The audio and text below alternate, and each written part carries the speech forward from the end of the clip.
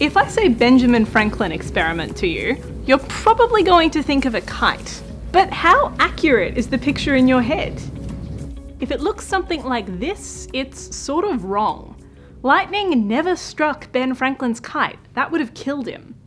Plus, he wasn't outside. He had to have been under shelter or the experiment wouldn't have worked. And the boy with him is supposed to be his son William, who was actually 21 at the time.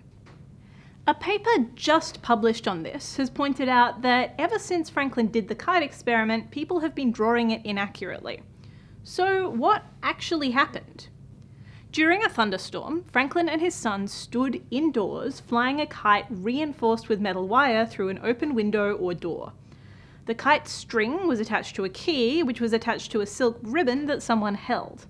The kite got wet in the storm, but the silk ribbon and the person holding it stayed dry, which meant they were insulated.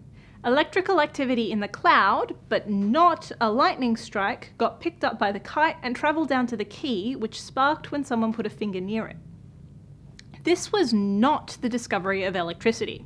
It just showed that lightning was the same stuff as the sparks that Franklin and his peers were tinkering around with in things called Leyden jars.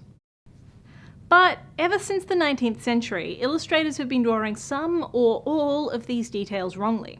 So if they're not even getting the science right, why are they so popular?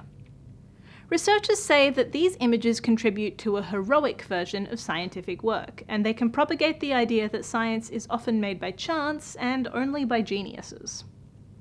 The kite experiment wasn't really a great leap forward. It was actually a simplified version of another experiment Franklin had done called the sentry box experiment, which demonstrated the same concept and was much more influential at the time. We love the idea of science being random things happening to lone geniuses, but that's almost never how it goes. It really takes years of incremental change from loads of different people, all of whom have their own cultural and political biases.